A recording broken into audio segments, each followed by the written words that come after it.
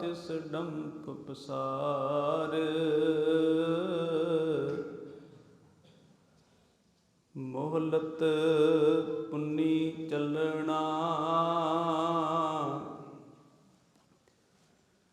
ਤੂੰ ਸੰਭਲ ਘਰ ਬਾਰ। ਹਰ ਗੁਣ ਗਾਓ ਮਨਾ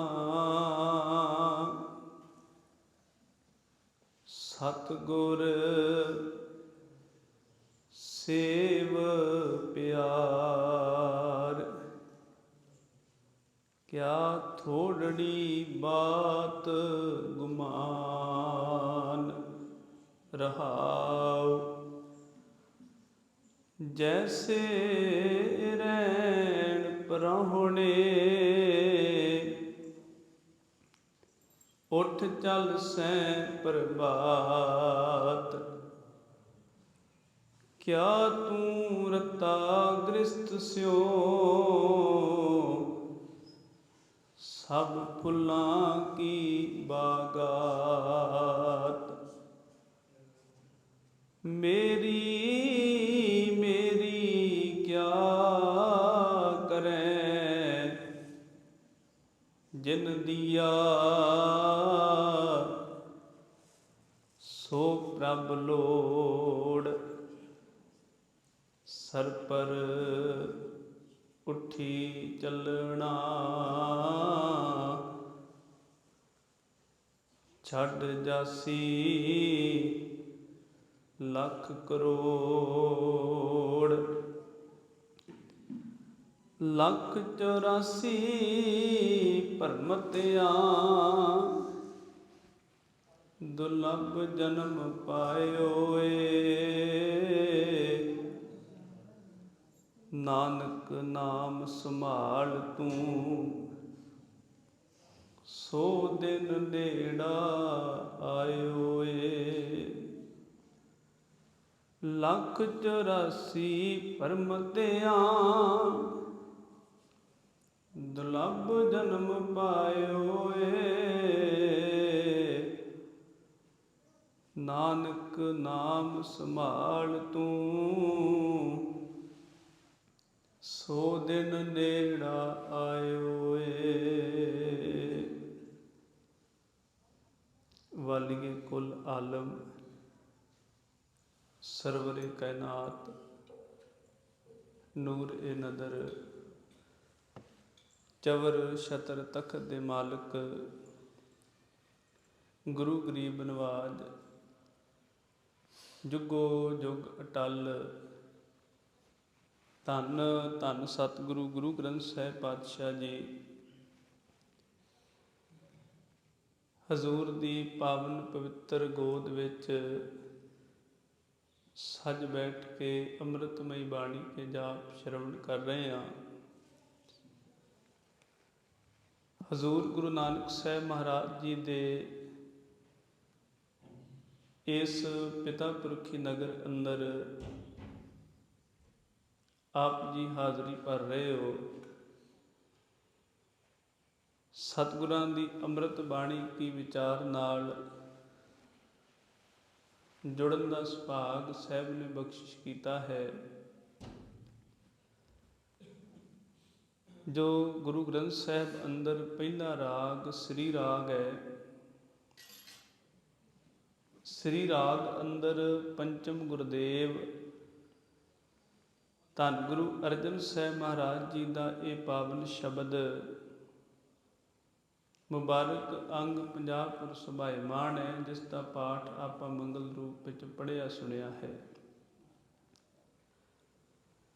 ਜੋ ਬਖਸ਼ਿਸ਼ ਹਜ਼ੂਰ ਨੇ ਅੱਜ ਦੇ ਇਸ ਪਾਵਨ ਸ਼ਬਦ ਵਿੱਚ ਕੀਤੀ ਹੈ, ਆਓ ਸਤਿਗੁਰਾਂ ਦੀ ਮੁਬਾਰਕ ਬਾਣੀ ਨਾਲ ਜੁੜੀਏ। ਸਤਿਗੁਰਾਂ ਨੂੰ ਬਾਅਦਬ ਸੀਸ ਝੁਕਾ ਕੇ ਅਦਬ ਸਹਿਤ ਆਖੋ ਜੀ ਵਾਹਿਗੁਰੂ ਜੀ ਕਾ ਖਾਲਸਾ ਵਾਹਿਗੁਰੂ ਜੀ ਕੀ ਫਤਿਹ। ਅਸੀਂ ਜਦੋਂ ਸਤਿਗੁਰਾਂ ਕੇ ਦਰਸ਼ਨ ਕਰਦੇ ਹਾਂ ਤੇ ਸਤਿਗੁਰਾਂ ਦੀ ਪਾਵਨ ਬਾਣੀ ਨੇ ਬੜਾ ਕੀਮਤੀ ਬਚਨ ਆਖਿਆ, ਜਦੋਂ ਅਸੀਂ ਤੇਰੇ ਦਰਸ਼ਨ ਕਰੀਏ ਤੇ ਸਾਡਾ ਜਿਹੜਾ ਮਨ ਹੈ ਉਹ ਸੁਧਰ ਜਾਏ, ਅਸੀਂ ਚੰਗੇ ਨੇਕ ਖਿਆਲਾਂ ਵਾਲੇ ਬਣੀਏ, ਸਾਡੇ ਜਿਹੜੇ ਪਾਪ ਨੇ, ਜਿਹੜੇ ਸਾਡੇ ਅੰਦਰ ਔਗਣ ਨੇ, ਸਤਿਗੁਰੂ ਜੀ ਉਹ ਮੁੱਕ ਜਾਣ। ਸਾਡੇ ਦਰਸ਼ਨ ਕੀਤੇ ਤਾਂ ਸਫਲ ਹੁੰਦੇ ਨੇ ਜਦੋਂ ਅਸੀਂ ਹਜ਼ੂਰ ਕੇ ਇਹਨਾਂ ਪਾਵਨ ਬਚਨਾਂ ਨੂੰ ਆਪਣੇ ਹਿਰਦੇ 'ਚ ਧਾਰਨ ਕਰਦੇ ਹਾਂ। ਆਓ ਸਾਰਿਆਂ ਨੇ ਪਾਵਨ ਬਾਣੀ ਨੂੰ ਗਾਉਣਾ, ਫਿਰ ਆਪਾਂ ਸ਼ਬਦ ਦੀ ਵਿਚਾਰ ਨਾਲ ਜੁੜਾਂਗੇ। ਪਾਪ ਸਗਲੇ ਜਾਹੇ, ਪਾਪ ਸਗਲੇ ਜਾਹੇ,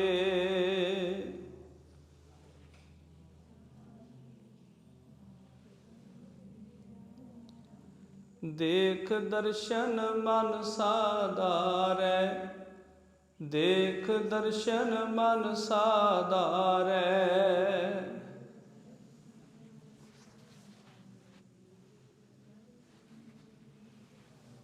ਪਾਪ ਸਗਲੇ ਜਾਹੇ, ਪਾਪ ਸਗਲੇ ਜਾਹੇ,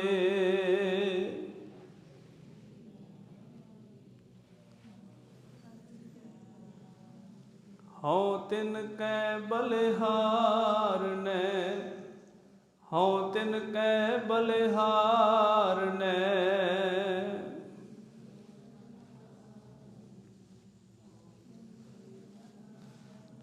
ਜੇ ਗੁਰ ਕੀ ਪੈਰੀ ਪਾਹੇ, ਜੇ ਗੁਰ ਕੀ ਪੈਰੀ ਪਾਹੇ,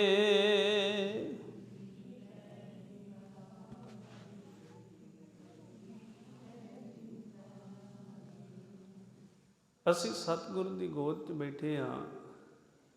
ਸਾਨੂੰ ਇਹ ਔਖਾ ਤੇ ਲੱਗਦਾ ਕਿ ਸਤਿਗੁਰ ਦੀ ਪਾਵਨ ਬਾਣੀ ਨੂੰ ਪੜ੍ਹੀਏ, ਗਾਵੀਏ, ਪਰ ਸਾਡਾ ਭਲਾ ਤਾਂ ਹੋਣਾ ਜੇ ਅਸੀਂ ਸਤਿਗੁਰ ਦੀ ਬਾਣੀ ਨੂੰ ਗਾਵਾਂਗੇ, ਸੁਣਾਂਗੇ, ਪੜ੍ਹਾਂਗੇ। ਜਦੋਂ ਅਸੀਂ ਪਾਵਨ ਸ਼ਬਦ ਪੜ੍ਹਿਆ ਤੇ ਰਹਾਉ ਦੇ ਬੰਦ ਵਿੱਚ ਮਹਾਰਾਜ ਨੇ ਕਿਰਪਾ ਕੀਤੀ। ਹਰ ਗੁਣ ਗਾਓ ਮਨਾ, ਸਤਿਗੁਰ ਸੇਵ ਪਿਆਰ। ਹਜ਼ੂਰ ਆਖਦੇ ਹਰੀ ਦੇ, ਪਰਮੇਸ਼ਰ ਦੇ ਗੁਣ ਗਾ। ਸੰਬੋਧ ਧੋ ਕੇ ਆਖਿਆ ਮਨ ਨੂੰ। ਅਸੀਂ ਜਦੋਂ ਆਪਣੇ ਮਨ ਨੂੰ ਸੰਬੋਧ ਧੋ ਕੇ ਆਖਾਂਗੇ ਕਿ ਹਰੀ ਪਰਮੇਸ਼ਰ ਦੇ ਗੁਣ ਗਾ, ਸਤਿਗੁਰ ਦੀ ਸੇਵਾ ਕਰ, ਪਿਆਰ ਨਾਲ, ਅਦਬ ਨਾਲ, ਜਦੋਂ ਇਹ ਸੇਵਾ ਕਰੇਗਾ ਫਿਰ ਤੈਨੂੰ ਸੰਸਾਰ ਦੀ ਸਭ ਤੋਂ ਵੱਡੀ ਸੱਚਾਈ ਪਤਾ ਲੱਗਣੀ ਹੈ। ਦੁਨੀਆ ਦੀ ਸਭ ਤੋਂ ਵੱਡੀ ਸੱਚਾਈ ਪਤਾ ਲੱਗਣੀ ਹੈ। ਮਹਾਰਾਜ ਉਹ ਕੀ ਕਿਆ ਥੋੜੜੀ ਬਾਤ ਗੁਮਾਨ, ਕਿ ਕੀ ਨਿੱਕੀ ਜਿਹੀ ਗੱਲ ਦਾ ਤੂੰ ਗੁਮਾਨ ਕਰਦਾ, ਹੰਕਾਰ ਕਰਦਾ। ਥੋੜੀ ਜਿਹੀ ਗੱਲ ਦਾ ਹੰਕਾਰ ਕਰਦਾ। ਜਦੋਂ ਅਸੀਂ ਆਪਣੇ ਆਪ ਨੂੰ ਸੰਬੋਧਿਤ ਹੋ ਕੇ ਆਖਾਂਗੇ ਫਿਰ ਅਸੀਂ ਅੱਗੇ ਪੁੱਛਾਂਗੇ ਕਿ ਐਸੀ ਕਿਹੜੀ ਨਿੱਕੀ ਗੱਲ ਹੈ, ਕਿਹੜੀ ਛੋਟੀ ਗੱਲ ਹੈ ਜਿਹਦਾ ਹੰਕਾਰ ਕਰਦੇ ਹਾਂ। ਤੇ ਮਹਾਰਾਜ ਸਾਨੂੰ ਸਮਝਾਉਂਦੇ ਉਹ ਹੈ ਸਾਡਾ ਇਸ ਸੰਸਾਰ ਤੇ ਰਹਿਣਾ, ਸਾਡਾ ਇੱਥੇ ਨਿਵਾਸ। ਹੁਣ ਅਸੀਂ ਆਖਾਂਗੇ ਕਿ ਜਦੋਂ ਕਿਤੇ ਗੁਮਾਨ ਵਿੱਚ ਹੋਈਏ, ਜਦੋਂ ਕਿਤੇ ਹੰਕਾਰ ਵਿੱਚ ਹੋਈਏ, ਜਦੋਂ ਕਿਤੇ ਲੋਭ ਵਿੱਚ ਹੋਈਏ, ਉਦੋਂ ਤੇ ਅਸੀਂ ਕਦੇ ਇਹ ਸੋਚਦੇ ਨਹੀਂ। ਅਸੀਂ ਤੇ ਤਾਂ ਕੋਈ ਗੱਲ ਹੰਕਾਰ ਵਿੱਚ ਕਰਦੇ ਹਾਂ ਕਿ ਅਸੀਂ ਆਖਦੇ ਜੀ ਸਾਡੇ ਵਰਗਾ ਤੇ ਕੋਈ ਹੈ ਹੀ ਨਹੀਂ। ਅਸੀਂ ਤਾਂ ਹੰਕਾਰ ਕਰਦੇ ਹਾਂ ਕਿ ਵੇਖੋ ਜੀ ਮੈਂ ਤੇ ਆਹ ਕੀਤਾ, ਕੋਈ ਕਰ ਹੀ ਨਹੀਂ ਸਕਦਾ। ਅਸੀਂ ਤਾਂ ਹੰਕਾਰੀ ਹੁੰਦੇ ਆ ਕਿਉਂਕਿ ਅਸੀਂ ਇਸ ਗੱਲ ਨੂੰ ਸਮਝਦੇ ਨਹੀਂ। ਸਤਿਗੁਰੂ ਜੀ ਤੁਸੀਂ ਆਖਦੇ ਹੋ ਇਹ ਛੋਟੀ ਜੀ ਗੱਲ ਹੈ, ਪਰ ਅਸੀਂ ਤੇ ਸਮਝਦੇ ਹਾਂ ਕਿ ਇਹ ਬਹੁਤ ਵੱਡੀ ਗੱਲ ਹੈ। ਮਹਾਰਾਜ ਆਖਦੇ ਇਹ ਜੋ ਜੀਵਨ ਹੈ ਇਹ ਕਿੰਨਾ ਕੁ ਵੱਡਾ, ਕਿੰਨਾ ਕੁ ਲੰਮਾ ਪਸਾਰਾ ਹੈ। ਤੇ ਸਾਹਿਬ ਨੇ ਸਮਝਾਇਆ, ਹਜ਼ੂਰ ਆਖਦੇ ਇੱਕ ਸਵਾਸ ਦੀ ਖੇਡ ਹੈ, ਥੋੜੀ ਜੀ ਗੱਲ ਹੈ, ਇਹ ਤੇ ਕੋਈ ਬਹੁਤੀ ਵੱਡੀ ਗੱਲ ਨਹੀਂ। ਕਰ ਬੰਦੇ ਤੂੰ ਬੰਦਗੀ ਜਿਚਰ ਘਟ ਮੈਂ ਸਾ। ਆਖਿਆ ਇਸ ਬੰਦਗੀ ਨਾਲ, ਪਰਮੇਸ਼ਰ ਦੀ ਯਾਦ ਨਾਲ, ਇਬਾਦਤ ਨਾਲ ਜੋੜ। ਕਦੋਂ ਤੱਕ? ਜਦੋਂ ਤੱਕ ਘਟ ਵਿੱਚ ਸਵਾਸ ਨੇ, ਜਦੋਂ ਤੱਕ ਸਾਹ ਚੱਲਦੇ ਨੇ। ਸਤਿਗੁਰੂ ਜੀ ਸਾਹ ਕਦੋਂ ਤੱਕ ਚੱਲਦੇ ਨੇ? ਮਹਾਰਾਜ ਆਖਦੇ ਮਤ ਕੇ ਜਾਪੇ ਸਾਹ ਆਵੇ ਕੇ ਨਾ ਆਵੇ ਰਾਮ। ਹੁਣ ਇਹਦਾ ਤੇ ਕੋਈ ਭਰੋਸਾ ਨਹੀਂ ਕਿ ਅਗਲਾ ਜਿਹੜਾ ਸਵਾਸ ਉਹ ਆਉਣਾ ਕਿ ਨਹੀਂ ਆਉਣਾ, ਇਹਦਾ ਤੇ ਮਹਾਰਾਜ ਕੋਈ ਭਰੋਸਾ ਨਹੀਂ। ਹਜ਼ੂਰ ਆਖਦੇ ਇਸ ਕਰਕੇ ਸਮਝ ਕਿ ਇਹ ਇੰਨੀ ਕੁ ਖੇਡ ਹੈ ਕਿ ਪਤਾ ਨਹੀਂ ਅਗਲਾ ਸਵਾਸ ਆਏਗਾ ਕਿ ਨਹੀਂ ਆਏਗਾ। ਤੇ ਜਦੋਂ ਅਸੀਂ ਗੁਰੂ ਗੋਬਿੰਦ ਸਿੰਘ ਸਾਹਿਬ ਦਾ ਜੀਵਨ ਪੜ੍ਹਦੇ ਹਾਂ, ਮਹਾਰਾਜ ਜਦੋਂ ਜ਼ਫਰਨਾਮਾ ਲਿਖਦੇ ਔਰੰਗਜ਼ੇਬ ਨੂੰ, ਤਾਂ ਇਹੀ ਤਾਂ ਗੱਲ ਮਹਾਰਾਜ ਨੇ ਔਰੰਗਜ਼ੇਬ ਨੂੰ ਲਿਖੀ। ਹਜ਼ੂਰ ਨੇ ਆਖਿਆ ਤੂੰ ਬਹੁਤ ਵੱਡਾ ਮਾਣ ਕਰਦਾ ਸੀ, ਮੈਂ ਹਿੰਦੁਸਤਾਨ ਦਾ ਬਾਦਸ਼ਾਹ ਹਾਂ, ਮੇਰੇ ਕੋਲ ਤਖਤ ਹੈ। ਅੱਜ ਦੱਸ ਤੇਰਾ ਤਖਤ ਕਿੱਥੇ ਹੈ? ਅੱਜ ਦੱਸ ਤੇਰੀ ਬਾਦਸ਼ਾਹਤ ਕਿੱਥੇ ਹੈ? ਅਸੀਂ ਜਦੋਂ ਸੇਧ ਲੈਂਦੇ ਹਾਂ ਇਤਿਹਾਸ ਤੋਂ, ਸਾਨੂੰ ਸਮਝ ਪੈਂਦੀ ਹੈ ਅੱਜ ਤੇਰੀ ਬਾਦਸ਼ਾਹਤ ਕਿੱਥੇ ਹੈ। ਅਸੀਂ ਬਹੁਤ ਵਾਰ ਇਹ ਵੇਖਦੇ ਹਾਂ ਨਾ ਕਿ ਬੰਦਾ ਆਖੇਗਾ ਜੀ ਵੇਖੋ ਮੇਰਾ ਤੇ ਸਿੱਕਾ ਚੱਲਦਾ, ਮੇਰਾ ਤੇ ਰਾਜ ਹੈ। ਪਰ ਹਜ਼ੂਰ ਆਖਦੇ ਦੁਨੀਆ ਦੀ ਸੱਚਾਈ ਹੈ ਕਿ ਅਸੀਂ ਹੰਕਾਰ ਕਰਦੇ ਹਾਂ ਕੇਵਲ ਨਿੱਕੀ ਜੀ ਗੱਲ ਦਾ, ਛੋਟੀ ਜੀ ਗੱਲ ਦਾ। ਤੇ ਪਾਤਸ਼ਾਹ ਨੇ ਉਦਾਹਰਨਾਂ ਵੇਖੋ ਕਿੰਨੀਆਂ ਪਿਆਰੀਆਂ ਦਿੱਤੀਆਂ। ਗੋਇਲ ਆਇਆ ਗੋਇਲੀ, ਆਖਦੇ ਗੋਇਲ ਜਿਹੜਾ ਮੱਝਾਂ ਗਾਵਾਂ ਚਾਰਨ ਵਾਲਾ, ਤੇ ਉਹ ਜਦੋਂ ਆਉਂਦਾ ਕਿਸੇ ਥਾਂ ਤੇ ਇੱਕ ਚੀਜ਼ ਵੇਖਦਾ ਕਿ ਇੱਥੇ ਕਿੰਨਾ ਕੁ ਘਾਹ ਹੈ, ਮੇਰੇ ਰਹਿਣ ਦਾ ਪ੍ਰਬੰਧ ਹੋ ਜਾਏ, ਕਿਉਂਕਿ ਮੈਂ ਆਪਣੇ ਡੰਗਰ ਚਾਰਨੇ ਨੇ। ਹੁਣ ਜਿਹੜਾ ਗੋਇਲ ਆਪਣੇ ਡੰਗਰ ਲੈ ਕੇ ਕਿਸੇ ਥਾਂ ਤੇ ਆਇਆ ਚਾਰਨ ਵਾਸਤੇ, ਹਜ਼ੂਰ ਆਖੇ ਜੇ ਉਹ ਇਹ ਸੋਚ ਲਵੇ ਕਿ ਹੁਣ ਮੈਂ ਇੱਥੋਂ ਅੱਗੇ ਨਹੀਂ ਜਾਣਾ, ਫਿਰ ਉਹਦਾ ਗੁਜ਼ਾਰਾ ਕਿਵੇਂ ਹੋਏਗਾ? ਕਿਉਂਕਿ ਰੁੱਤ ਬਦਲੇਗੀ, ਸਮਾਂ ਬਦਲੇਗਾ। ਜਿੱਥੇ ਅੱਜ ਹਰਿਆਲੀ ਹੈ, ਘਾਹ ਹੈ, ਉੱਥੇ ਠੰਡ ਪੈਗੀ, ਸੋਕਾ ਹੋ ਜਾਏਗਾ। ਉੱਥੇ ਮੀਂਹ ਨਾ ਪਿਆ ਤੇ ਡੰਗਰਾਂ ਵਾਸਤੇ ਖਾਣ ਲਈ ਕੁਝ ਨਹੀਂ ਮਿਲਣਾ, ਉਹਨੂੰ ਉੱਥੋਂ ਜਾਣਾ ਪਏਗਾ। ਗੋਇਲ ਆਇਆ ਗੋਇਲੀ, ਕਿਆ ਤਿਸ ਡੰਪ ਪਸਾਰ। ਮਹਾਰਾਜ ਆਖਦੇ ਉਹ ਉੱਥੇ ਪਸਾਰ ਨਹੀਂ ਕਰ ਸਕਦਾ, ਕਿਉਂਕਿ ਉਹ ਜਾਣਦਾ ਜੇ ਮੈਂ ਇੱਕ ਥਾਂ ਤੇ ਰੁਕ ਗਿਆ ਫਿਰ ਮੇਰਾ ਗੁਜ਼ਰ ਬਸਰ ਨਹੀਂ ਹੋਣਾ।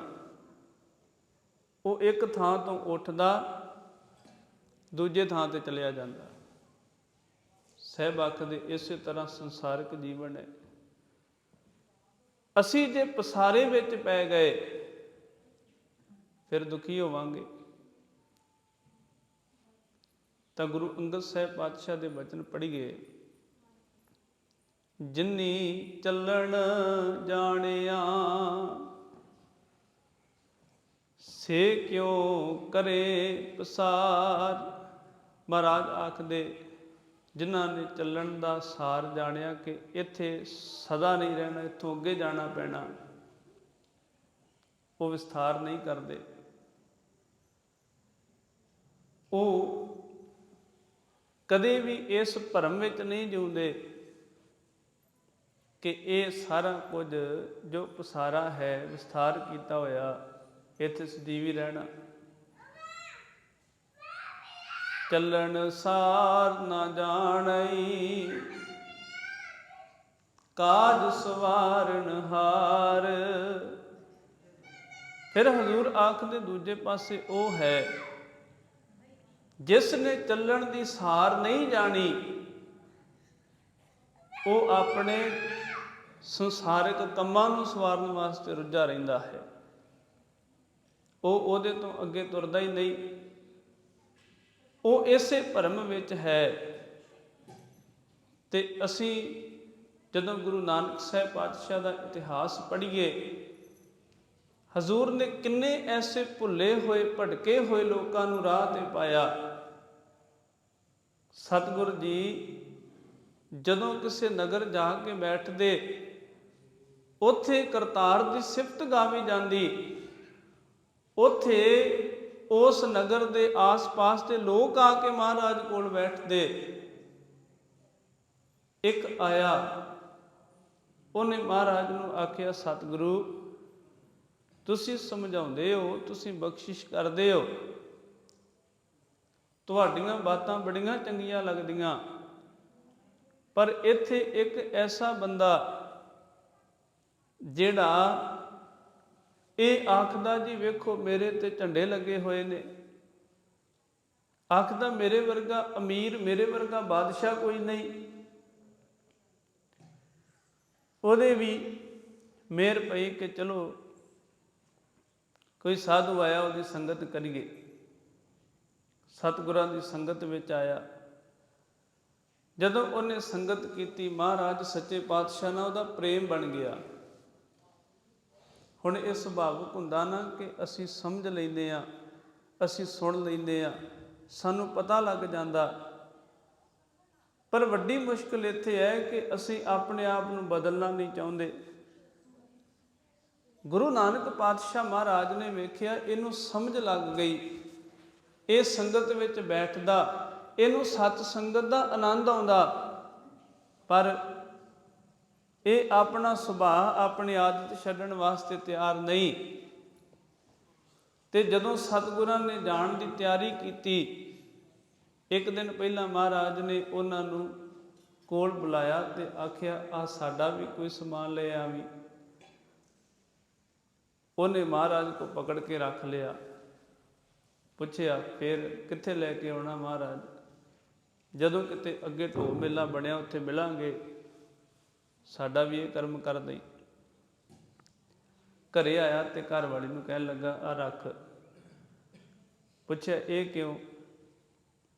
ਕਹਿਣ ਲੱਗਾ ਜਿਹੜੇ ਸਤਿਪੁਰਖ ਆਪਣੇ ਆਏ ਸੀ ਨਾ, ਉਹਨਾਂ ਨੇ ਕੋਈ ਅਮਾਨਤ ਦਿੱਤੀ ਹੈ ਤੇ ਉਹ ਸੂਈ ਹੈ, ਇਹਨੂੰ ਸਾਂਭ ਕੇ ਰੱਖ। ਆਖਣ ਲੱਗੀ ਸਾਂਭ ਕੇ ਕਿਉਂ ਰੱਖਣਾ? ਉਹ ਕਹਿੰਦੇ ਸੀ ਜਦੋਂ ਇਹਨਾਂ ਕੁਝ ਲੈ ਕੇ ਆਉਣਾ ਸੂਈ ਵੀ ਲੈ ਆਈ। ਜਦੋਂ ਇਹ ਗੱਲ ਆਖੀ ਤੇ ਸਮਝਾਇਆ ਘਰ ਵਾਲੀ ਨੇ, ਆਖਿਆ ਤੇ ਸੰਸਾਰ ਦੀ ਸੱਚਾਈ ਦੱਸਦੇ ਨੇ ਕਿ ਤੂੰ ਇੰਨੇ ਝੰਡੇ ਲਾ ਕੇ ਆਖਦਾ ਕਿ ਮੈਂ ਤੇ ਇੰਨਾ ਅਮੀਰ ਹਾਂ, ਪਰ ਮਹਾਰਾਜ ਤੇ ਇਹ ਸਮਝਾਉਂਦੇ ਉੱਥੇ ਤੇ ਸੂਈ ਵੀ ਨਹੀਂ ਜਾਣੀ ਜਿੱਥੇ ਤੂੰ ਇੰਨਾ ਕੁਝ ਲਿਜਾਣ ਦੀਆਂ ਤਿਆਰੀਆਂ ਕਰਕੇ ਬੈਠਾ। ਫਿਰ ਇਹ ਸਾਰਾ ਕੁਝ ਕਾਹਦੇ ਕੰਮ ਆਏਗਾ? ਤਾਂ ਇਹ ਸਿਧਾਂਤ ਮਹਾਰਾਜ ਨੇ ਬਖਸ਼ਿਆ, ਕਿਰਤ ਕਰਨੀ, ਨਾਮ ਜਪਣਾ, ਵੰਡ ਕੇ ਛਕਣਾ, ਕਿਉਂਕਿ ਇਹ ਗੱਲ ਸਾਡੇ ਸੁਭਾਅ ਵਿੱਚ ਹੈ ਸਤਿਗੁਰ ਸੱਚੇ ਪਾਤਸ਼ਾਹ ਜੀ ਦੀ, ਕਿ ਅਸੀਂ ਮਿਹਨਤ ਮੁਸ਼ੱਕਤ ਕਿਰਤ ਕਰਕੇ ਆਪਣਾ ਜੀਵਨ ਨਿਰਵਾਹ ਕਰਦੇ ਹਾਂ। ਜਦੋਂ ਉਹਦੇ 'ਚ ਵਾਧਾ ਪੈਂਦਾ ਤੇ ਅਸੀਂ ਉਹਦਾ ਆਖ ਕੇ ਵੰਡਦੇ ਹਾਂ। ਅਸੀਂ ਕਦੇ ਇਹ ਨਹੀਂ ਆਖਦੇ ਕਿ ਵੇਖੋ ਸਾਡੇ ਕੋਲ ਅਸੀਂ ਵੰਡ ਰਹੇ ਹਾਂ। ਅਸੀਂ ਆਖਦੇ ਹਾਂ ਇਹ ਗੁਰੂ ਕਾ ਹੈ। ਜੋ ਕੁਝ ਅਸੀਂ ਹੰਢਾ ਰਹੇ ਹਾਂ ਤੇ ਜੇ ਕਿਤੇ ਉਹਦੇ ਵਿੱਚੋਂ ਅਸੀਂ ਕੁਝ ਦੇ ਰਹੇ ਹਾਂ। ਹਜ਼ੂਰ ਆਖਦੇ ਫਿਰ ਸਾਡਾ ਜੀਵਨ ਜਿਹੜਾ ਹੈ ਉਹ ਸੌਖਾ ਹੁੰਦਾ। ਮਹਾਰਾਜ ਕਹਿੰਦੇ ਉਹਨਾਂ ਵੱਲ ਵੇਖ ਜਿਹੜੇ ਚਰਵਾਹੇ ਨੇ, ਜਿਹੜੇ ਗੋਇਲ ਨੇ। ਅੱਜ ਉਹਨਾਂ ਨੇ ਇਸ ਥਾਂ ਤੇ ਟਿਕਾਣਾ ਕੀਤਾ, ਤੂੰ ਕੱਲ੍ਹ ਨੂੰ ਜਾ ਕੇ ਵੇਖੇਂਗਾ ਉਹ ਦੂਜੀ ਥਾਂ ਤੇ ਚਲੇ ਜਾਣਗੇ।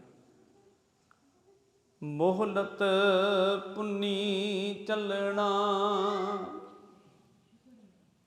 ਆਖਦੇ ਇਸੇ ਤਰ੍ਹਾਂ ਜਿਵੇਂ ਜਿਵੇਂ ਸਾਡੀ ਔਦ ਪੂਰੀ ਹੁੰਦੀ ਹੈ, ਜਿਵੇਂ ਜਿਵੇਂ ਸਾਡੀ ਮੋਹਲਤ ਮੁੱਕਦੀ ਹੈ, ਫਿਰ ਅਸੀਂ ਉੱਠ ਕੇ ਤੁਰ ਪੈਂਦੇ ਹਾਂ। ਤੂੰ ਸੰਭਲ ਘਰ ਬਾਰ। ਆਖਿਆ ਆਪਣੇ ਘਰ ਦੀ ਸੰਭਾਲ ਕਰ।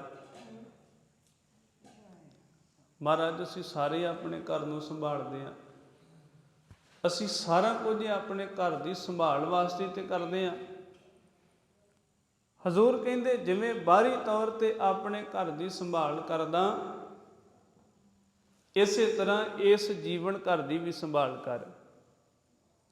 ਤਾਂ ਹੀ ਤੇ ਰੋਜ਼ ਦੀ ਨੇਮ ਦੀ ਬਾਣੀ ਵਿੱਚ ਮਹਾਰਾਜ ਨੇ ਇਹ ਬਖਸ਼ਿਸ਼ ਕੀਤੀ, ਜੈ ਕਰ ਕੀਰਤ ਆਖੀਐ, ਜੈ ਕਰ ਕੀਰਤ ਆਖੀਐ।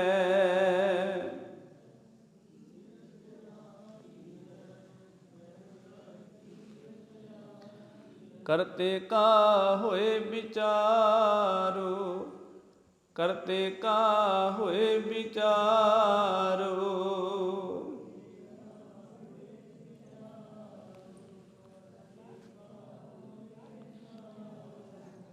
ਹਜ਼ੂਰ ਨੇ ਤਾਂ ਹੀ ਤੇ ਕਿਰਪਾ ਕੀਤੀ,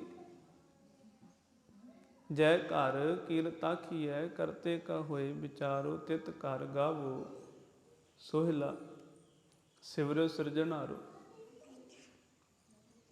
ਆਖਿਆ ਇਸ ਘਰ ਵਿੱਚ ਖੁਸ਼ੀ ਦਾ ਗੀਤ ਚੱਲੇ, ਸਿਫਤ ਸਲਾਹ ਹੋਵੇ ਮਾਲਕ ਦੀ, ਤਾਂ ਕਿ ਉਹ ਸਿਰਜਣਹਾਰ ਦੀ ਸਿਫਤ ਹੋਵੇ ਤੇ ਇਹ ਜੀਵਨ ਸਵਰ ਜਾਏ। ਤੁਮ ਗਾਵੋ ਮੇਰੇ ਨਿਰਭਉ ਕਾ ਸੋਹਿਲਾ। ਤੇ ਆਖਿਆ ਇਹ ਖੁਸ਼ੀ ਦਾ ਗੀਤ ਸਾਨੂੰ ਨਿਰਭਉ ਕਾ ਸੋਹਿਲਾ ਹੈ, ਜਿਹੜਾ ਸਾਨੂੰ ਭੈ ਤੋਂ ਰਹਿਤ ਕਰਦਾ, ਸਾਨੂੰ ਡਰ ਤੋਂ ਰਹਿਤ ਕਰਦਾ। ਇਸ ਨੂੰ ਆਪਣੇ ਘਰ ਵਿੱਚ ਗਾ। ਸਤਿਗੁਰੂ ਜੀ ਨੇ ਅਗਲੀ ਉਦਾਹਰਨ ਬਖਸ਼ਿਸ਼ ਕੀਤੀ, ਜੈਸੇ ਰੈਣ ਪ੍ਰਾਹੁਣੇ, ਉੱਠ ਚੱਲ ਸੈਂ ਪ੍ਰਭਾਤ। ਜਿਵੇਂ ਮਹਾਰਾਜ ਕਹਿੰਦੇ ਪ੍ਰਾਹੁਣੇ ਆਏ ਰਾਤ, ਤੇ ਜਦੋਂ ਸਵੇਰ ਹੋਈ, ਪ੍ਰਭਾਤ ਹੋਈ, ਉਹ ਆਖਦੇ ਜੀ ਅਸੀਂ ਤੇ ਹੁਣ ਆਪਣੇ ਘਰ ਜਾਣਾ, ਸਾਨੂੰ ਆਗਿਆ ਦਿਓ, ਅਸੀਂ ਹੁਣ ਇੱਥੇ ਰਹਿਣਾ ਨਹੀਂ। ਪ੍ਰਾਹੁਣੇ ਆਏ ਸੀ, ਸਵੇਰ ਹੋਈ, ਫਿਰ ਆਪਣੇ ਘਰਾਂ ਨੂੰ ਤੁਰ ਪਏ। ਕਿਆ ਤੂੰ ਰਤਾ ਗ੍ਰਸਤ ਸਿਓ, ਸਭ ਫੁੱਲਾਂ ਕੀ ਬਾਗਾਤ। ਮਹਾਰਾਜ ਆਖਦੇ ਤੂੰ ਗ੍ਰਸਤ ਵਿੱਚ ਰਤਾ ਹੋਇਆ, ਇਹਨੂੰ ਸਮਝ ਇਹ ਫੁੱਲਾਂ ਦੀ ਬਗੀਚੀ ਹੈ। ਇਹ ਜਿਹੜਾ ਘਰ ਹੈ, ਸੰਸਾਰ ਹੈ, ਫੁੱਲਾਂ ਦੀ ਬਗੀਚੀ ਹੈ। ਕਿਤੇ ਇਹ ਪ੍ਰਚਾਰ ਹੁੰਦਾ ਸੀ ਕਿ ਗ੍ਰਸਤ ਕਦੇ ਵੀ ਫਕੀਰ ਗ੍ਰਹਿਣ ਨਹੀਂ ਕਰਦਾ, ਕਿਉਂਕਿ ਉਹਨੇ ਰੱਬ ਦੇ ਰਾਹ ਤੇ ਤੁਰਨਾ, ਤੇ ਉਹ ਇਕੱਲਾ ਹੋਏਗਾ ਤਾਂ ਹੀ ਬੰਦਗੀ ਕਰ ਸਕਦਾ, ਉਹ ਤਾਂ ਹੀ ਪਰਮੇਸ਼ਰ ਦੇ ਨੇੜੇ ਹੈ। ਤੇ ਇਹ ਸੱਚ ਹੈ ਗੁਰੂ ਨਾਨਕ ਦੇ ਘਰ ਦਾ। ਮਹਾਰਾਜ ਇਹ ਕਿਰਪਾ ਕੀਤੀ। ਹਜ਼ੂਰ ਨੇ ਆਖਿਆ ਹੱਸਦਿਆਂ, ਖੇਡਦਿਆਂ, ਖਾਂਦਿਆਂ, ਪਹਿਨਦਿਆਂ, ਜੀਵਨ ਦਾ ਹਰ ਇੱਕ ਕਰਮ ਕਰਦਿਆਂ, ਜੇ ਅਸੀਂ ਉਸ ਪਰਮੇਸ਼ਰ ਨੂੰ ਯਾਦ ਰੱਖਦੇ ਹਾਂ ਫਿਰ ਅਸੀਂ ਉਹਦੇ ਨੇੜੇ ਆ। ਤੇ ਗ੍ਰਸਤ ਦੀ ਪ੍ਰਧਾਨਤਾ ਮਹਾਰਾਜ ਨੇ ਬਖਸ਼ਿਸ਼ ਕੀਤੀ। ਇਹ ਤੇ ਇੱਥੋਂ ਤੱਕ ਪਰਮੇਸ਼ਰ ਨੂੰ ਆਖਿਆ, ਤੇਰੇ ਵੱਡਾ ਗ੍ਰਸਤੀ ਕੌਣ ਹੈ? ਸੋ ਦਰ ਕੇਹਾ ਸੋ ਘਰ ਕੇਹਾ, ਜਿਤ ਬਹਿ ਸਰਬ ਸੰਭਾਲੇ। ਪਾਤਸ਼ਾਹ ਤੇਰਾ ਦਰ ਕਿਹਾ ਸੋਹਣਾ ਹੈ, ਤੇਰਾ ਘਰ ਕਿੰਨਾ ਸੋਹਣਾ ਹੈ, ਜਿੱਥੇ ਬਹਿ ਕੇ ਤੂੰ ਸਾਰਿਆਂ ਦੀ ਸੰਭਾਲ ਕਰਦਾ,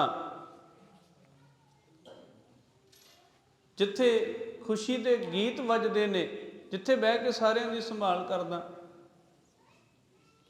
ਤੇ ਜਦੋਂ ਗੱਲ ਗ੍ਰਸਤ ਦੀ ਆਈ, ਹਜ਼ੂਰ ਨੇ ਉੱਥੇ ਵੀ ਕਿਰਪਾ ਕੀਤੀ। ਮਹਾਰਾਜ ਨੇ ਆਖਿਆ, ਇਹ ਸਾਡਾ ਭਰਮ ਹੈ।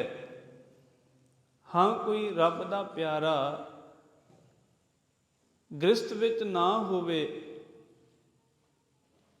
ਪਰ ਉਹ ਪਰਮੇਸ਼ਰ ਦੀ ਬੰਦਗੀ ਵਿੱਚ ਪ੍ਰਵਾਨਿਆ ਜਾਂਦਾ ਹੈ।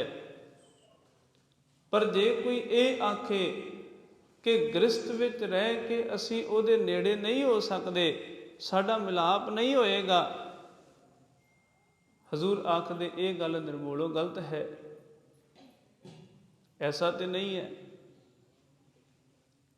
ਤਾਂ ਕਰਕੇ ਸਤਿਗੁਰ ਜੀ ਨੇ ਜਿੱਥੇ ਗ੍ਰਸਤ ਦੀ ਮਹਾਨਤਾ ਦੱਸੀ, ਉੱਥੇ ਇੱਕ ਸੋਹਣਾ ਤਰੀਕਾ ਦੱਸਿਆ। ਹਜ਼ੂਰ ਆਖਦੇ, ਗ੍ਰਸਤ ਕੁਟੰਬ ਪਲੇਟਿਆ, ਕਦੇ ਹਰਖ ਕਦੇ ਸੋਗ। ਇਹ ਸੱਚਾਈ ਹੈ। ਜਦੋਂ ਅਸੀਂ ਗ੍ਰਸਤ ਵਿੱਚ ਹਾਂ, ਜਦੋਂ ਅਸੀਂ ਪਰਿਵਾਰ ਵਿੱਚ ਹਾਂ, ਇਹ ਅਸੀਂ ਜ਼ਿੰਮੇਵਾਰੀ ਵਿੱਚ ਹਾਂ, ਆਖਿਆ ਇੱਥੇ ਕਦੇ ਹਰਖ, ਕਦੇ ਖੁਸ਼ੀ ਹੋਏਗੀ, ਕਦੇ ਸੋਗ, ਕਦੇ ਸੋਗ ਹੋਏਗਾ, ਕਦੇ ਦੁੱਖ ਹੋਏਗਾ। ਪਰ ਇੱਥੋਂ ਅਸੀਂ ਇਹ ਨਹੀਂ ਆਖ ਸਕਦੇ ਕਿ ਵੇਖੋ ਗ੍ਰਸਤ ਮਾੜਾ ਹੈ।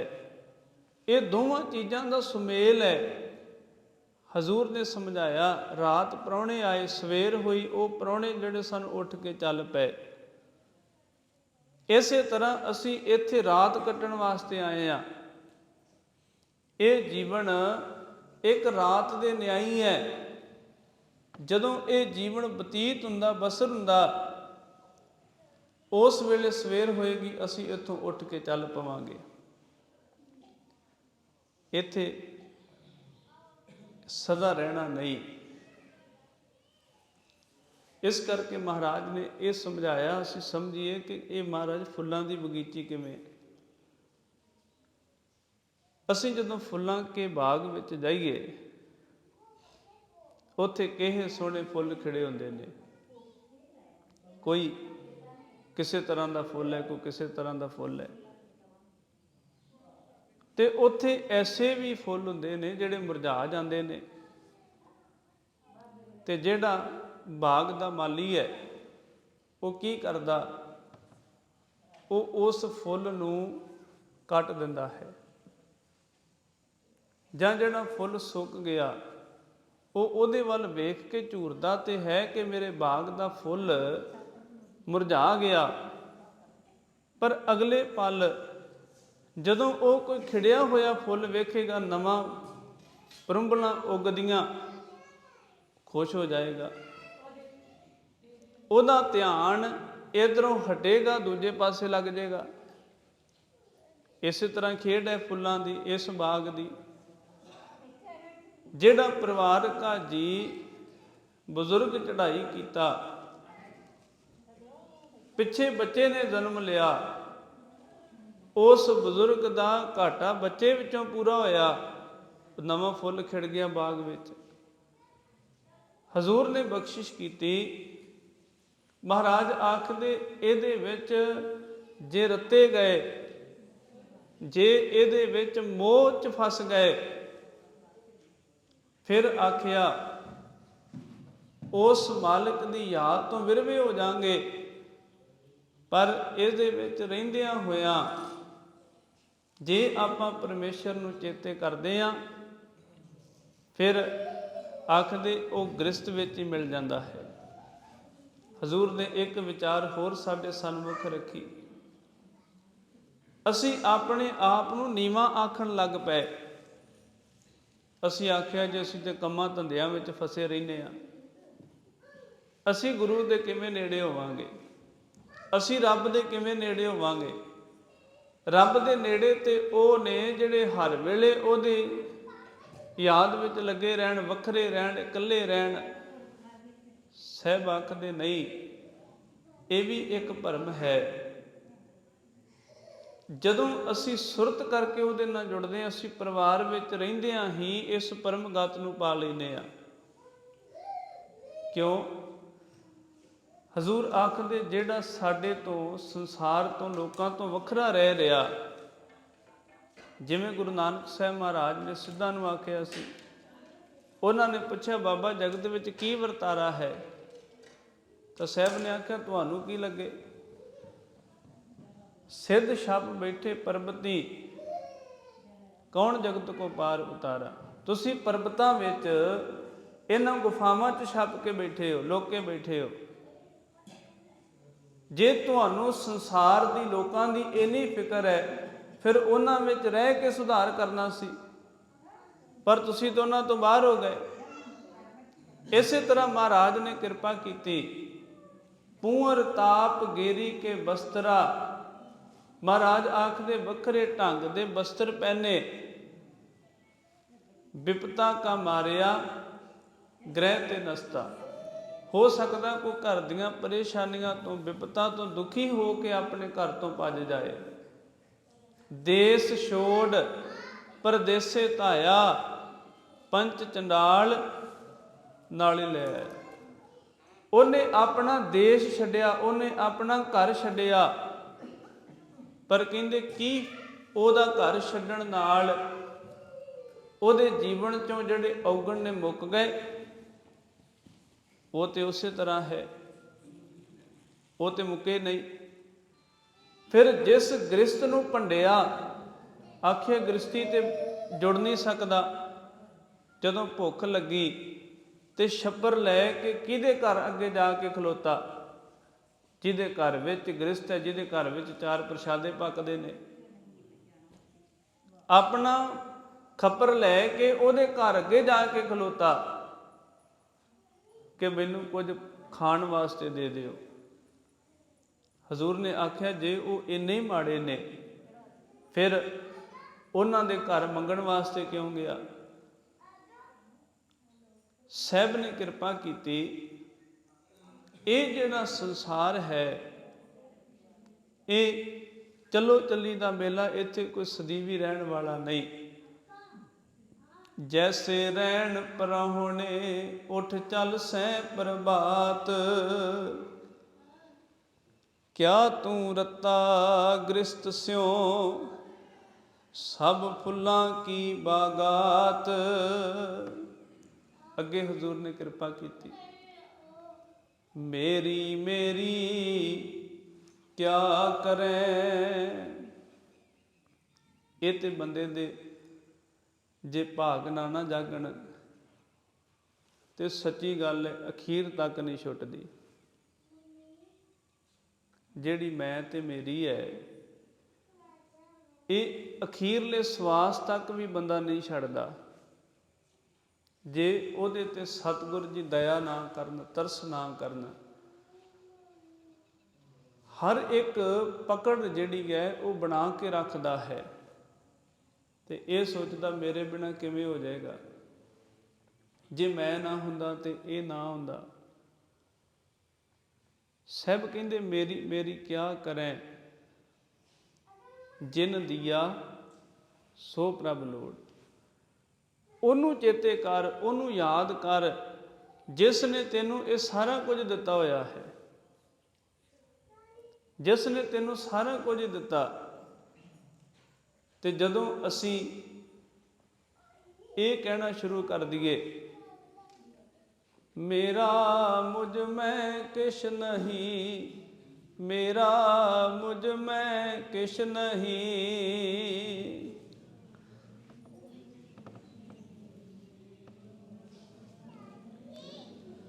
ਜੋ ਕਿਛ ਹੈ ਸੋ ਤੇਰਾ, ਜੋ ਕਿਛ ਹੈ ਸੋ ਤੇਰਾ।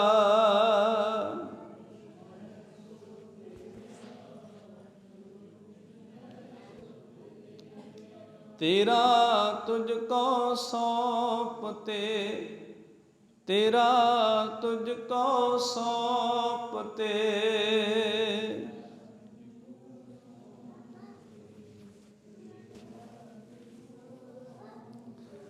क्या लागे मेरा, क्या लागे मेरा।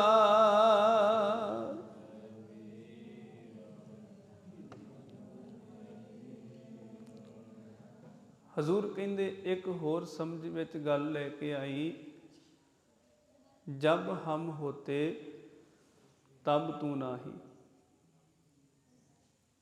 ਜਦੋਂ ਤੱਕ ਸਾਡੇ ਅੰਦਰ ਹਉ ਆ ਨਾ, ਜਦੋਂ ਤੱਕ ਅਸੀਂ ਆਖਦੇ ਜੀ ਵੇਖੋ ਮੈਂ ਸਾਰਾ ਕੁਝ ਕਰਨ ਵਾਲਾ, ਮੈਂ ਨਹੀਂ ਛੱਡਦਾ, ਤਬ ਤੂੰ ਨਾਹੀ।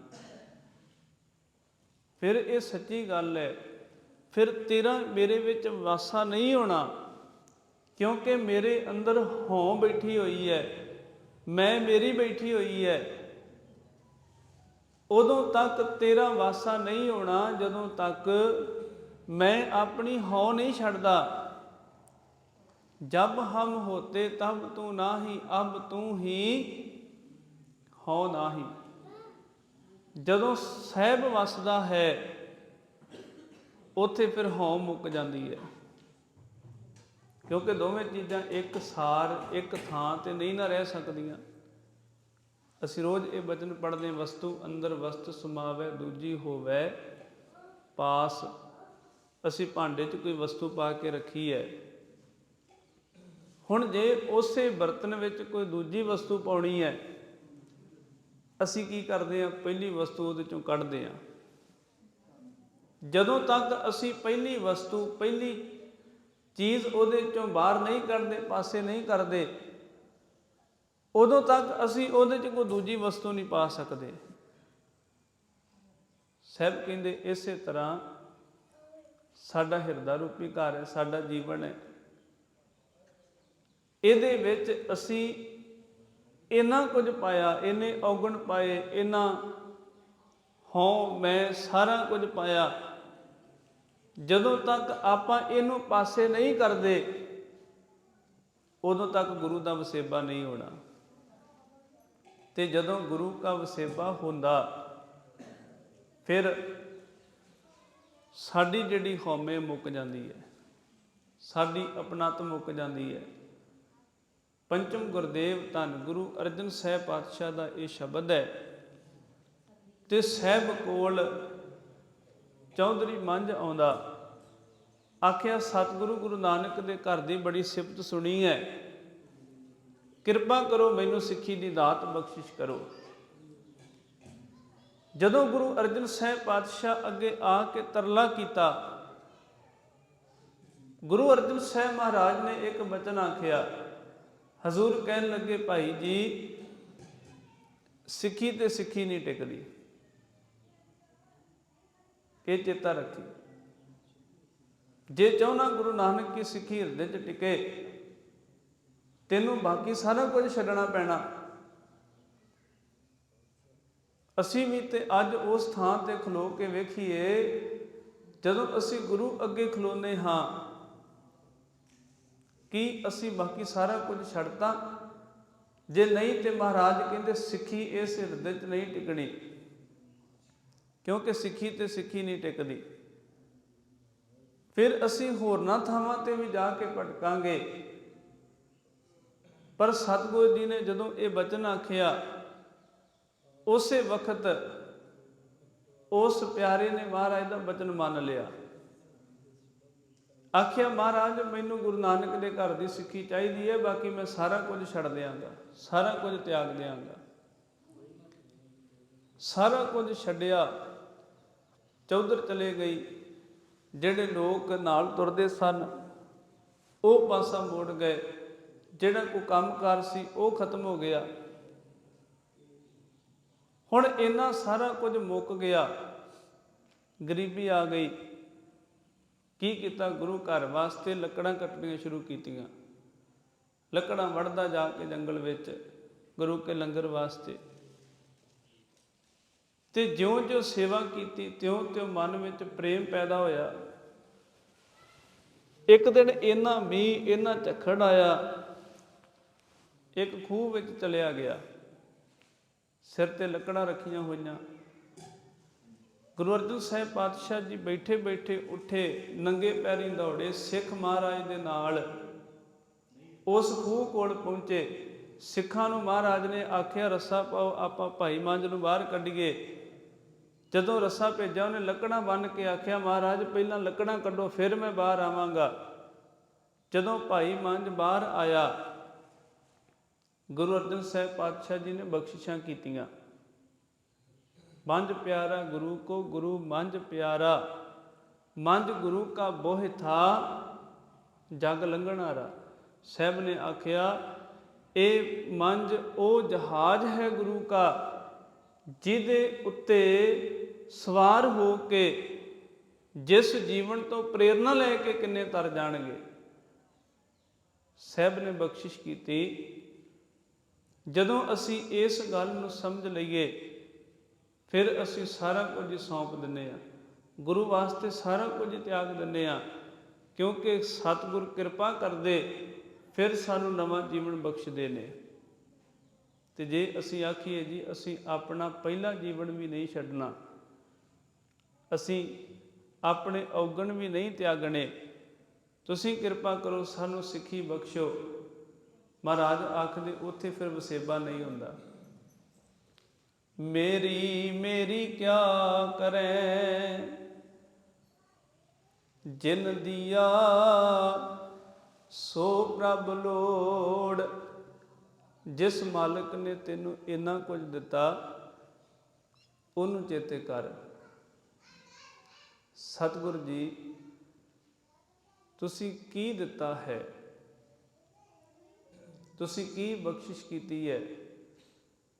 ਤਾਂ ਜਦੋਂ ਅਸੀਂ ਇਹ ਜਾਣਾਂਗੇ ਤਾਂ ਹਜ਼ੂਰ ਆਖਦੇ ਪਹਿਲਾਂ ਇਹ ਵੇਖ ਜਿਹਦਾ ਅਸੀਂ ਸ਼ੁਕਰਾਨਾ ਕਰਦੇ ਪਰਮੇਸ਼ਰ ਮਾਲਕ ਦਾ, ਉਹਨੇ ਸਾਨੂੰ ਕੀ ਦਿੱਤਾ ਹੈ।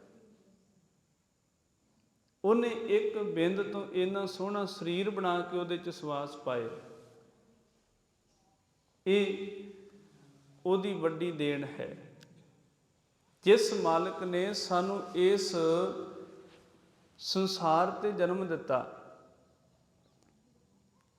ਇਹ ਉਹ ਮਾਲਕ ਦੀ ਸਭ ਤੋਂ ਵੱਡੀ ਦਾਤ ਹੈ। ਉਹਨੂੰ ਚੇਤੇ ਕਰ। ਫਿਰ ਗੁਰੂ ਦਾ ਕੀ ਰੋਲ ਹੈ। ਸਤਿਗੁਰ ਨੇ ਕਿਰਪਾ ਕਰਕੇ ਸਾਨੂੰ ਇਹ ਜੀਵਨ ਜਿਉਣ ਦਾ ਵੱਲ ਦੱਸਿਆ, ਗੁਰੂ ਕੀ ਦਾਤ ਹੈ।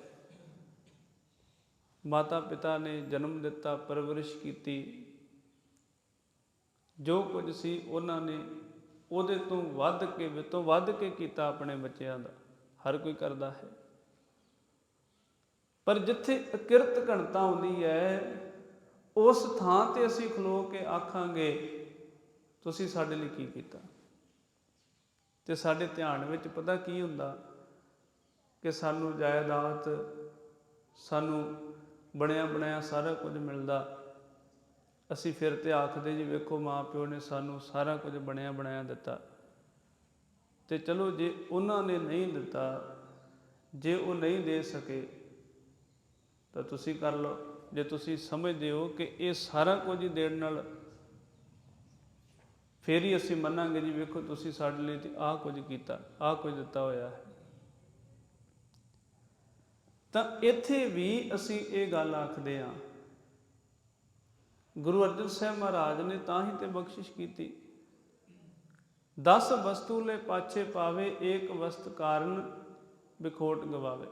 ਮਹਾਰਾਜ ਕਹਿੰਦੇ 10 ਵਸਤੂਆਂ ਲੈ ਕੇ ਹੰਢਾ ਰਹੇ ਹੁੰਦੇ ਆ, ਵਰਤ ਰਹੇ ਹੁੰਦੇ ਆ, ਪਰ ਜਿਹੜੀ ਇੱਕ ਨਹੀਂ ਮਿਲਦੀ ਉਹਦੇ ਵਾਸਤੇ ਆਖਦੇ ਜੀ ਆਹ ਨਹੀਂ ਦਿੱਤਾ ਸਾਨੂੰ, ਆਹ ਨਹੀਂ ਮਿਲਿਆ, ਇਹ ਕਦੋਂ ਦੇਂਗਾ। ਏਕ ਭੀ ਨਾ ਦੇ 10 ਪੀ ਹਿਰ ਲੈ, ਆਖਦੇ ਉਹ ਇੱਕ ਵੀ ਨਾ ਦਵੇ 10 ਵੀ ਖੋਹ ਲਵੇ। ਕੀ ਤੇਰੇ 'ਚ ਕੋਈ ਤਾਕਤ ਹੈ, ਕੋਈ ਸਮਰੱਥਾ ਹੈ ਕਿ ਤੂੰ ਕੁਝ ਕਰ ਸਕਦਾ ਹੈ। ਹੇ ਬੂढ़े ਮੂਰਖ, ਤੇਰੀ ਕੋਈ ਉੱਥੇ ਚੱਲ ਸਕਦੀ ਹੈ, ਕੁਝ ਕਰ ਸਕਦਾ ਉੱਥੇ? ਨਹੀਂ ਨਾ। ਇਸ ਕਰਕੇ ਹਜ਼ੂਰ ਆਖਦੇ, ਜਿਸ ਠਾਕੁਰ ਸਿਓ ਨਾਹੀ ਚਾਰਾ, ਤਾਕੋ ਕੀਜੈ ਸਦ ਨਮਸਕਾਰ। ਹਮੇਸ਼ਾ ਸਿਜਦੇ ਵਿੱਚ ਰਹਿ ਕੇ ਉਹਦਾ ਸ਼ੁਕਰਾਨਾ ਕਰੀਏ। ਮਹਾਰਾਜ, ਜੇ ਅਸੀਂ ਮੇਰੀ ਮੇਰੀ ਕਰਦੇ ਹਾਂ ਤੇ ਕੀ ਹੋਏਗਾ? ਹਜ਼ੂਰ ਆਖਦੇ, ਜਿਨ ਦੀਆ ਸੋ ਪ੍ਰਭ ਲੋੜ। ਉਹਨੂੰ ਚੇਤੇ ਕਰ ਜਿਹਨੇ ਸਾਰਾ ਕੁਝ ਦਿੱਤਾ। ਸਰਪਰ ਉੱਠੀ ਚੱਲਣਾ। ਸਰਪਰ ਦਾ ਭਾਵ ਹੈ ਜ਼ਰੂਰ, ਇੱਕ ਨਾ ਇੱਕ ਦਿਨ ਇਹ ਹੋਏਗਾ, ਇੱਕ ਨਾ ਇੱਕ ਸਮੇਂ ਇਹ ਵਾਪਰੇਗਾ ਕਿ ਇੱਥੋਂ ਉੱਠ ਕੇ ਚੱਲਣਾ ਪਏਗਾ। ਛੱਡ ਜਾਸੀ ਲੱਖ ਕਰੋੜ। ਫਿਰ ਭਾਵੇਂ ਲੱਖਾਂ ਹੋਣ ਤੇ ਭਾਵੇਂ ਕਰੋੜਾਂ ਹੋਣ, ਕੋਈ ਫਰਕ ਨਹੀਂ ਪੈਂਦਾ, ਕਿਉਂਕਿ ਬੰਦਾ ਇਹ ਕਰੋੜਾਂ ਦੇ ਕੇ ਵੀ ਇੱਕ ਸਾਹ ਖਰੀਦ ਨਹੀਂ ਸਕਦਾ। ਇੱਕ ਸਾਹ ਮੁੱਲ ਖਰੀਦਿਆ ਨਹੀਂ ਜਾ ਸਕਦਾ। ਜੇ ਕੋਈ ਆਖੇ ਕਿ ਇੰਨੀ ਮੇਰੇ ਕੋਲ ਸੰਪੱਤੀ ਹੈ, ਧਨ ਦੌਲਤ ਹੈ, ਮੈਂ ਦੇ ਕੇ ਆਖਾਂ ਜੀ ਮੈਨੂੰ ਇੱਕ ਸਾਹ ਦੇ ਦਿਓ, ਨਹੀਂ ਮਿਲੇਗਾ। ਸਰਪਰ ਉੱਠੀ ਚੱਲਣਾ, ਛੱਡ ਜਾਸੀ ਲੱਖ ਕਰੋੜ। ਫਿਰ ਇਤਿਹਾਸ ਵਿੱਚ ਸਿਕੰਦਰ ਵਰਗਿਆਂ ਦਾ ਜ਼ਿਕਰ ਆਏਗਾ। ਤੇ ਜਦੋਂ ਫਕੀਰ ਨਾਲ ਵਾਰਤਾਲਾਪ ਕਰਵਾਈ ਨਾ, ਤੇ ਆਖਿਆ, ਸਿਕੰਦਰ ਉਹਨੂੰ ਆਖਦਾ, ਤੂੰ ਇੱਥੇ ਬੈਠਾ ਹੋਇਆ। ਤੇ ਉਹਨੇ ਸਿਕੰਦਰ ਨੂੰ ਆਖਿਆ ਕਿ ਤੂੰ ਇੰਨਾ ਤਾਮ ਝਾਮ ਲੈ ਕੇ ਕਿੱਥੇ ਚੱਲਿਆ? ਉਹ ਕਹਿੰਦਾ, ਮੈਂ ਤੇ ਮੁਲਕ ਫਤਿਹ ਕਰਦਾ, ਮੇਰਾ ਤੇ ਸਿੱਕਾ ਚੱਲੇਗਾ। ਮੈਂ ਤੇ ਇੱਕ ਮੁਲਕ ਨੂੰ ਫਤਿਹ ਕਰਦਾ, ਦੂਜੇ ਤੇ ਚੜ੍ਹਾਈ ਕਰ ਦਿੰਦਾ, ਤਾਂ ਕਿ ਮੇਰਾ ਉੱਥੇ ਨਿਸ਼ਾਨ ਹੋਵੇ, ਝੰਡਾ ਹੋਵੇ, ਮੇਰਾ ਉੱਥੇ ਰਾਜ ਹੋਵੇ, ਸਿੱਕਾ ਚੱਲੇ। ਫਿਰ ਕੀ ਹੋਏਗਾ?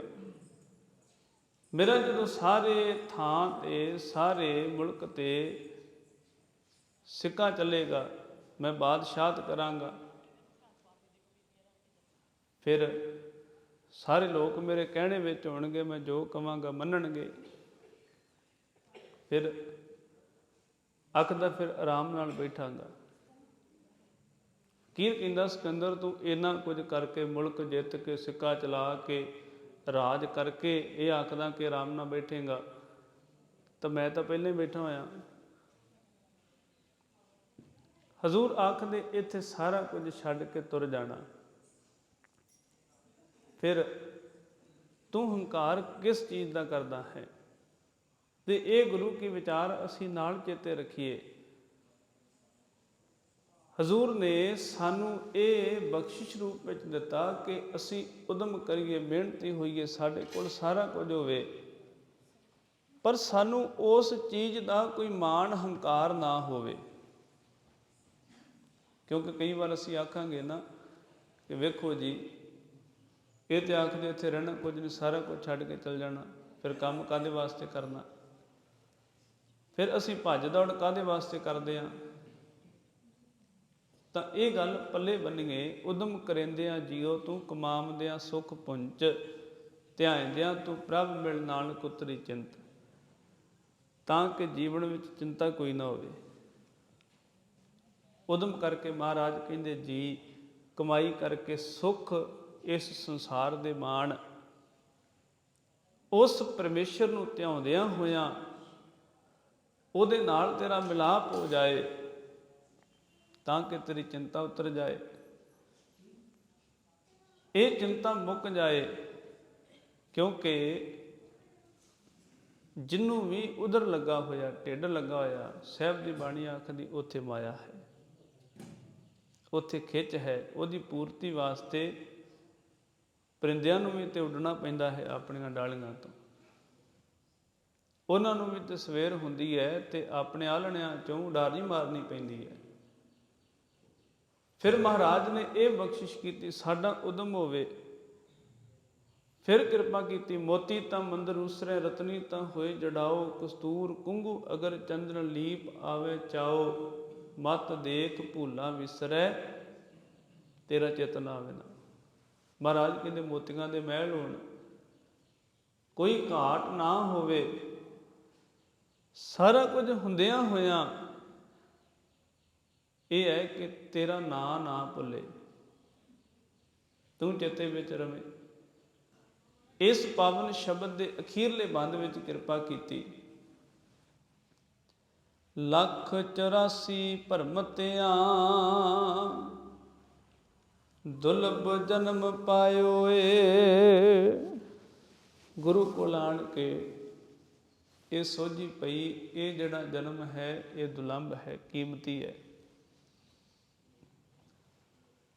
ਇਹ ਮਨੁੱਖਾ ਜਨਮ ਕੀਮਤੀ ਹੈ,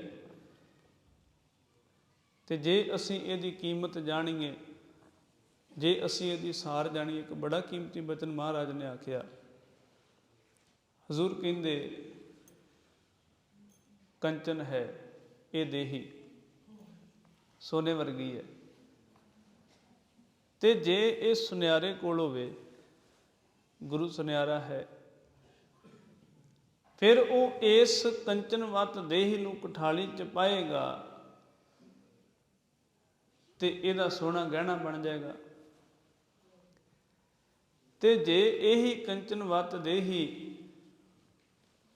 ਕਿਸੇ ਹੋਰ ਕਰਮ ਵਿੱਚ ਲੱਗ ਗਈ, ਵਿਚਾਰ ਚ ਲੱਗ ਗਈ, ਨਸ਼ੇ ਚ ਲੱਗ ਗਈ, ਹੁਣ ਸਰੀਰ ਤੇ ਉਹੀ ਹੈ, ਹਰ ਇੱਕ ਨੂੰ ਇੱਕੋ ਜਿਹਾ ਮਿਲਿਆ ਹੋਇਆ, ਪਰ ਇੱਕ ਉਹ ਹੈ ਜਿਹੜਾ ਨਸ਼ੇ ਵਿੱਚ ਪੈ ਕੇ ਖੁਆਰ ਹੋ ਗਿਆ, ਉਹਦੇ ਕੋਲ ਉੱਠਿਆ ਨਹੀਂ ਜਾਂਦਾ, ਤੁਰਿਆ ਨਹੀਂ ਜਾਂਦਾ। ਇੱਕ ਉਹ ਹੈ ਜਿਹੜਾ ਕੰਚਨਵਤ ਹੈ, ਜਿਹਦਾ ਗਹਿਣਾ ਬਣਿਆ ਹੋਇਆ, ਜਿਹੜਾ ਸਵਾਰਿਆ ਹੋਇਆ ਸਤਿਗੁਰ ਨੇ। ਹਾਲਾਤ ਉਹਦੇ ਤੇ ਵੀ ਮਾੜੇ ਆ ਸਕਦੇ ਨੇ, ਪਰ ਉਹ ਸਥਿਰ ਹੈ, ਉਹ ਡਾਵਾਂ ਡੋਲ ਨਹੀਂ, ਕਿਉਂਕਿ ਉਹਨੂੰ ਆਸਰਾ ਹੈ ਸਤਿਗੁਰ ਦੀ ਅੰਮ੍ਰਿਤ ਬਾਣੀ ਦਾ। ਬਾਣੀ ਪ੍ਰਭ ਕੀ ਸਭ ਕੋ ਬੋਲੇ, ਬਾਣੀ ਪ੍ਰਭ ਕੀ ਸਭ ਕੋ ਬੋਲੇ,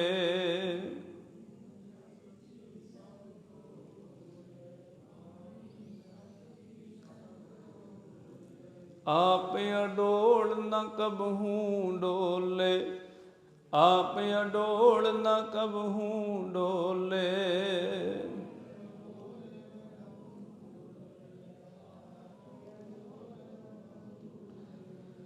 ਹਜ਼ੂਰ ਆਖਦੇ ਉੱਥੇ ਫਿਰ ਡਾਵਾਂ ਡੋਲ ਵਾਲੀ ਹਾਲਤ ਨਹੀਂ,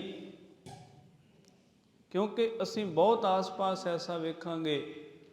ਵੇਖੋ ਜੀ, ਝਗੜਾ ਹੋਇਆ, ਉਹਨੇ ਸੁਸਾਈਡ ਕਰਨ ਦੀ ਕੋਸ਼ਿਸ਼ ਕੀਤੀ, ਦਵਾਈ ਪੀ ਲਈ, ਨਿੱਕੀਆਂ ਨਿੱਕੀਆਂ ਗੱਲਾਂ ਤੇ ਆਖਿਆ ਜੀ ਜੀਵਨ ਖਤਮ ਕਰ ਲਈਏ। ਕਿੰਨੀ ਕੁ ਵੱਡੀ ਗੱਲ ਹੈ। ਸਾਹਿਬ ਨੇ ਆਖਿਆ ਇਹ ਤੈਨੂੰ ਜਿਹੜਾ ਜੀਵਨ ਮਿਲਿਆ ਇਹ ਬੜਾ ਕੀਮਤੀ ਹੈ। ਕਬੀਰ ਮਾਨਸ ਜਨਮ ਦੁਲੰਭ ਹੈ, ਹੋਏ ਨਾ ਬਾਰੇ ਬਾਰ, ਜਿਉ ਫਲ ਪਾ ਕੇ ਭੋਏ ਗਿਰੇ, ਬੌਰ ਨਾ ਲਾਗੇ ਡਾਲ।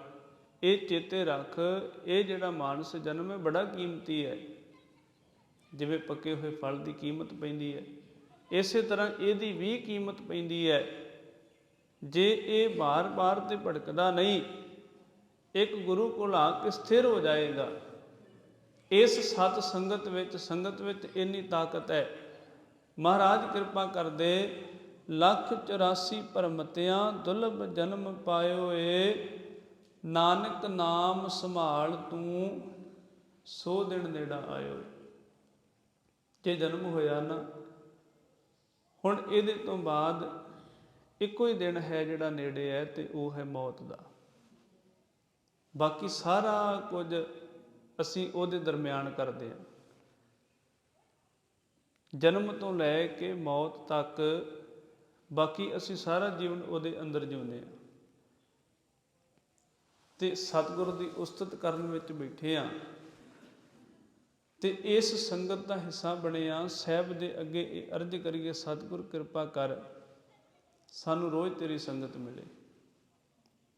ਜੈ ਜੈਕਾਰ ਕਰੇ ਸਭ ਉਸਤਤ, ਜੈ ਜੈਕਾਰ ਕਰੇ ਸਭ ਉਸਤਤ।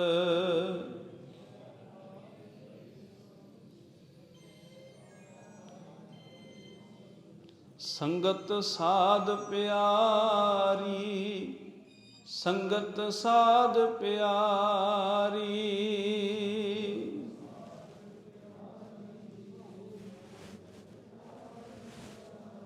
ਸੰਗਤ ਸਾਧ ਪਿਆਰੀ, ਸੰਗਤ ਸਾਧ ਪਿਆਰੀ।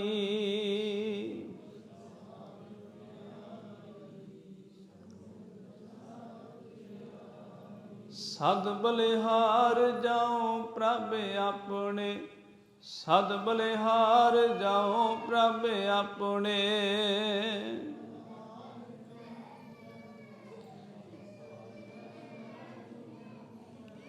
ਜਿਨ ਪੂਰਨ ਪੈਜ ਸਵਾਰੀ, ਜਿਨ ਪੂਰਨ ਪੈਜ ਸਵਾਰੀ।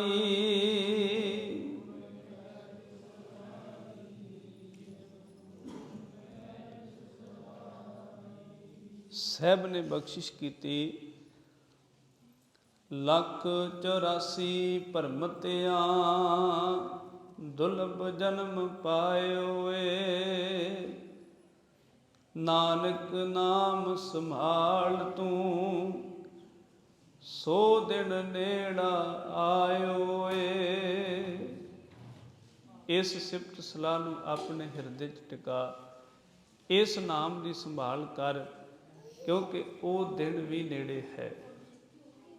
ਇਸ ਪਾਵਨ ਸ਼ਬਦ ਦਾ ਰਹਾਉ ਦਾ ਬੰਦ, ਹਰ ਗੁਣ ਗਾਓ ਮਨਾ, ਸਤਿਗੁਰ ਸੇਵ ਪਿਆਰ। ਆਖਿਆ ਹੈ ਮਨ ਹਰੀ ਦੇ ਪਰਮੇਸ਼ਰ ਵਾਹਿਗੁਰੂ ਦੇ ਗੁਣ ਗਾ, ਕਿਉਂਕਿ ਉਹਦੇ ਗੁਣ ਗਾਉਂਦੇ ਸਾਡੀ ਮੈਲ ਉਤਰਦੀ ਹੈ। ਗੁਣ ਗਾਵਤ ਤੇਰੀ ਉਤਰਸ ਮੈਲ। ਹਜ਼ੂਰ ਕਿਰਪਾ ਕਰਦੇ, ਜਿਵੇਂ ਜਿਵੇਂ ਗੁਣ ਗਾਵਾਂਗੇ ਤਿਵੇਂ ਤਿਵੇਂ ਸਾਡੀ ਮੈਲ ਉਤਰੇਗੀ। ਅਸੀਂ ਤਾਂ ਸੰਗਤ ਵਿੱਚ ਬੈਠੇ ਹਾਂ। ਸਤਿਗੁਰ ਸੇਵ ਪਿਆਰ, ਕਿਆ ਥੋੜ੍ਹੀ ਬਾਤ ਗੁਮਾਨ। ਅਸੀਂ ਥੋੜ੍ਹੀ ਜਿਹੀ ਬਾਤ ਤਾਂ ਗੁਮਾਨ, ਹੰਕਾਰ ਨਾ ਕਰੀਏ, ਕਿਉਂਕਿ ਇਹ ਜਿਹੜਾ ਜੀਵਨ ਹੈ ਇਹ ਥੋੜ੍ਹੀ ਜਿਹੀ ਬਾਤ ਹੈ। ਇੱਕ ਸਵਾਸ ਦੀ, ਇੱਕ ਸਾਹ ਦੀ ਖੇਡ ਹੈ। ਗੁਰੂ ਕਿਰਪਾ ਕਰੇ, ਸਤਿਗੁਰ ਜੀ ਦਾ ਪਾਵਨ ਸ਼ਬਦ ਸਾਡੇ ਜੀਵਨ ਦਾ ਆਧਾਰ ਆਸਰਾ ਬਣੇ। ਕੋਟਾਨ ਕੋਟ ਸ਼ੁਕਰਾਨਾ ਸਾਹਿਬ। ਧੰਨ ਗੁਰੂ ਗ੍ਰੰਥ ਸਾਹਿਬ ਮਹਾਰਾਜ ਜੀ ਦਾ, ਸਮੂਹ ਗੁਰੂ ਕੇ ਵਜ਼ੀਰ ਸੇਵਾਦਾਰਾਂ ਦਾ, ਆਪ ਸਮੁੱਚੀਆਂ ਸੰਗਤਾਂ ਦਾ, ਇੱਥੋਂ ਦੀ ਸੇਵਾ ਵਿੱਚ ਜੋ ਤਤਪਰ ਰਹਿੰਦੇ ਨੇ, ਸਾਡੇ ਸਤਿਕਾਰਯੋਗ ਬਾਬਾ ਜੀ ਕੁਲਵਿੰਦਰ ਸਿੰਘ ਜੀ, ਤਿੰਨਾਂ ਦਾ ਜੋ ਬੜੇ ਪਿਆਰ ਨਾਲ, ਬੜੇ ਉਦਮ ਨਾਲ ਇਸ ਸਥਾਨ ਦੀ ਸੇਵਾ ਕਰਦੇ ਨੇ, ਜੋ ਹਰ ਵੇਲੇ ਯਤਨਸ਼ੀਲ ਤੇ ਉਦਮੀ ਰਹਿੰਦੇ ਨੇ। ਗੁਰੂ ਕਿਰਪਾ ਕਰੇ, ਸਭਨਾਂ ਦੇ ਸਿਰ ਤੇ ਮਿਹਰ ਭਰਿਆ ਹੱਥ ਰੱਖੇ, ਆਪਣੇ ਚਰਨਾਂ ਦਾ ਪ੍ਰੇਮ ਬਖਸ਼ੇ, ਹੋਈਆਂ ਬੇਅੰਤ ਭੁੱਲਾਂ ਦੀ ਖਿਮਾ। ਵਾਹਿਗੁਰੂ ਜੀ ਕਾ ਖਾਲਸਾ, ਵਾਹਿਗੁਰੂ ਜੀ ਕੀ ਫਤਿਹ।